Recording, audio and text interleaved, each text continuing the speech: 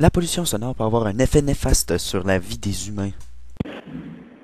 Certaines personnes, lorsqu'elles dépassent les seuils ou la durée d'exposition raisonnable, peuvent être à l'origine de pollution sonore.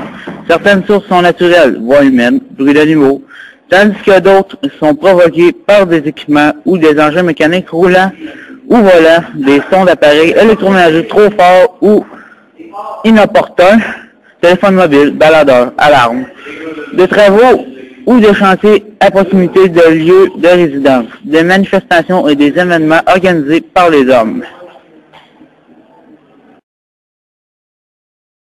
Même les objets de la vie courante peuvent être une nuisance sonore. Les conséquences sur la santé de l'exposition pastorale ou excessive au bruit et aux sources de pollution sonore peuvent aller d'un simple malaise à un état dépressif, de la diminution de la capacité d'écoute à la surdité complète. Les insomnies et la consommation inodorée d'anxiolytiques ou d'antidépresseurs peuvent également être causées par une pollution sonore excessive. La pollution sonore peut même créer une hypertension artérielle chez l'humain. Lorsqu'on parle d'exposition sonore excessive, on pense tout de suite aux expositions professionnelles. Travailler dans des conditions bruyantes est très désagréable et fréquent dans certains domaines. Des mesures de prévention existent, comme par exemple le port de protection, casque, bouchon d'oreille. Toutefois, la pollution sonore n'est pas réservée à certaines conditions de travail. Nous pouvons tous y être soumis, simplement dans la rue ou même chez nous.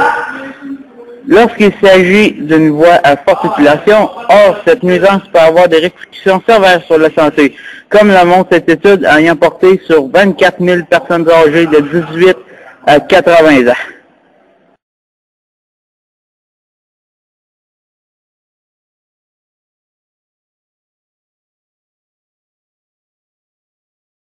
L'intensité du bruit se mesure en décibels. C'est à partir de 85 décibels que les atteintes définitives de l'audition peuvent se produire. Quant aux fréquences, elles sont mesurées en hertz. Traumatisme à l'éblouissement sonore, les 5 sens de l'être humain dont l'audition rappelle notre fragilité et notre capacité créatrice et émotionnelle. Nous ne pouvons le nier, la pollution sonore a un effet sur notre vie. Cette sensibilité peut être évaluée en effectuant un examen audiométrique. Pour les autres sources de pollution sonore, des obligations sont mises en place comme les études d'impact environnementaux obligatoires pour tout projet ou encore l'utilisation de matériaux ou de dispositifs anti-bruit, murs, revêtements de chaussées, demande d'interdiction de vol aérien à certaines heures, atténuation de la nuisance sonore des voitures.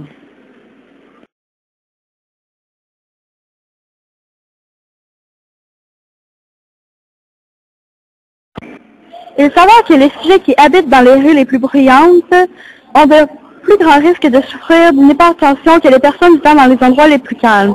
L'augmentation de risque atteint 45 %. En revanche, il n'existe pas plus d'hypertendus dans les rues moyennement bruyantes que dans les rues calmes. À noter que la pollution sonore n'a pas d'effet sur la tension artérielle des personnes de plus de 60 ans. Comme si passant un certain âge, d'autres facteurs de risque d'hypertension prenaient le dessus. Mais pour l'instant, les habitants des villes doivent vivre avec les pluies ou s'acheter des bouchons pour les oreilles.